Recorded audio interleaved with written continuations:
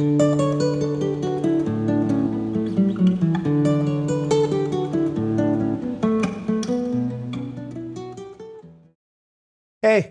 welcome to Tim's IT Straight Talk. Do I look better lighted to you? More evenly? Maybe less of a glare on my glasses?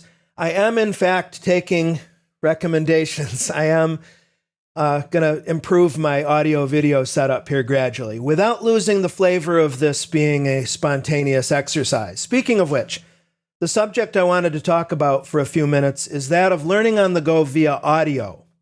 Now, step 0 in this process is inventorying how do you learn most effectively and catering to that knowledge. You know, when you're choosing materials, you're working in IT, you're always learning, right? So what's the next thing you have to learn kind of deal? I've railed against print publications in other videos because they just can't keep up with the rate of change. So likely you're looking at books by publishers like Manning, for instance, who will put the author's book up for review as they're writing it, like an early access program. But that's one thing. You like to read, or maybe you like hands-on. I wonder how you feel about listening to just an audio track. Let me tell you, to illustrate, let me talk about what's really helpful for me. If I'm buffing up my skills on an existing skill set, then 99 times out of 100, I'm good just listening to the audio of whatever it is. Pluralsight, O'Reilly course, Microsoft Press, YouTube, it doesn't matter. Udemy. I'm listening to the audio and I'm only going to look at the video if there's something really special that I need to see or review personally.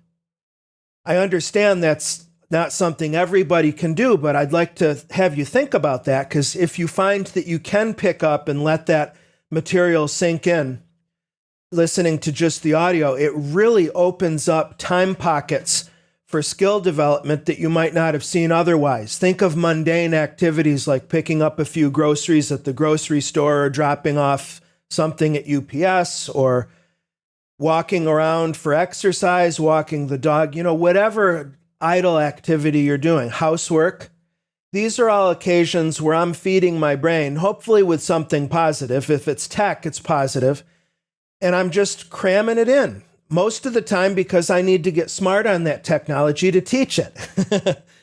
Speaking of which, there have certainly been many times, the number of times is getting lower as I get more older and more experienced, but where I get surprised and I'm asked to learn something that's so novel and so new that starting with audio is a deal breaker. It just doesn't work. I've tried it multiple times before I realized, look, stop banging your head against the wall.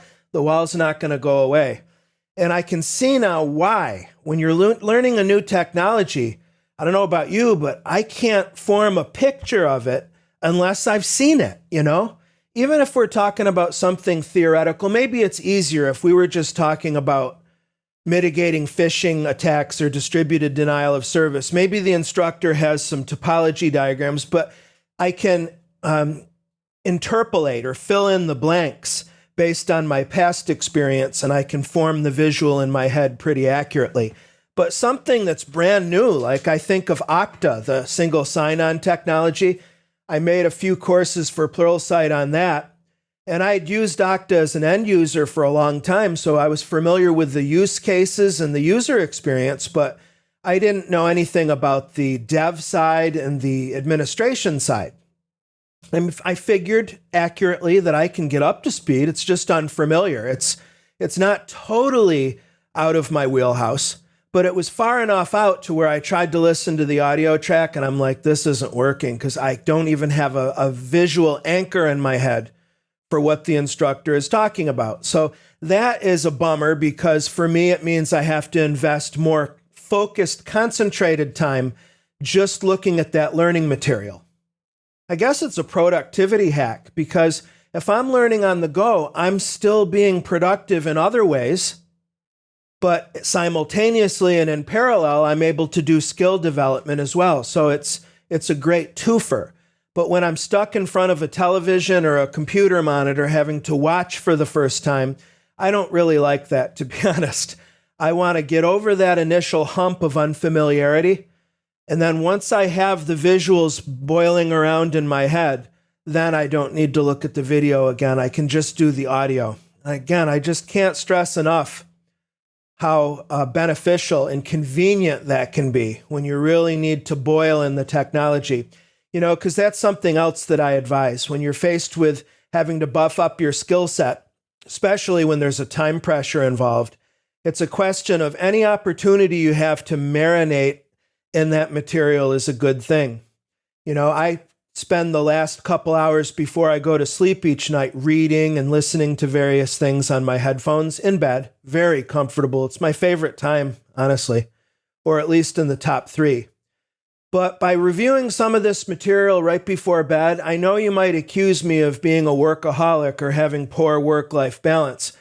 But I mean, it's not that that's all I read before I go to sleep, but I do believe, and I'm just saying this anecdotally based on my experience. I haven't looked at any studies on this, but I believe that the sleep time gives me an opportunity to marinate in my subconscious on that material that I was looking at. You know, just like when you're watching a movie and it moves you in some way, you might have a fragment of your dream from that movie kind of deal. There's some influence. I've lived that, so I can just say that that's been my experience. And I'm telling you, I'm glad I'm older and supposedly a bit wiser, because I can remember having to do some pretty heavy lifting cognitively just to, first of all, dismiss pure pressure. I mean, as a tech trainer, sometimes you're asked to teach without prior preparation, and that's stressful when you know that you're going to bed, you need to go to sleep, but the stress is keeping you awake because you know that in 9 hours or whatever, you're going to be live without a net in front of a classroom who needs to pick up skills that you barely have picked up yourself. That's just an ugly truth of technical training. And it happens for various reasons. It's never optimal. I always, to a degree, feel a little bit bad for the students that I have the first couple of times I teach a class, because like it or not, they're my experimental animals in terms of getting initial feedback on the delivery and the content and the depth and the pacing and all of that. And then from there, again, it's a great relief to get over that initial hurdle of the first couple class deliveries, because then I can really start to hone in and fine-tune the curriculum. And again, I'm so fortunate that almost without exception, everything I teach is my own creation. In other words, I make my own curricula and then I teach that. Not every instructor has that privilege, so I don't take it for granted, rather than just being thrown a workbook saying, teach this. It's been a long time since I've done that. But so I guess there's more of an investment when you've created the curriculum. You want to deliver it, and I want to get candid feedback so I can make it better and better and better and better. I've kind of gotten off the rails there as far as the learning on the go and audio, but to sum it up, my guidance here is to make sure that you're clear on not just what you need to learn, but how you best pick up information. And if audio would just be a wreck on your concentration, okay, it's information. It's not like, oh, wow, I'm really at a disadvantage because I'm not so much of an audio learner. Not at all. I would look at it entirely neutrally as just new, useful information. Okay, well, that modality at this point in time is closed. Fine. What other gates are open for me to investigate? And then, as I said, also to review now, as you're perusing and looking at different training options, you know in your head, because you know yourself, how you learn the best. So that helps you filter and hopefully make a great choice, profit, etc. Everybody lived happily ever after, all that good stuff. Well, that's all I've got to say about that. That's my story, and I'm sticking to it. See you again. Thank you. Bye.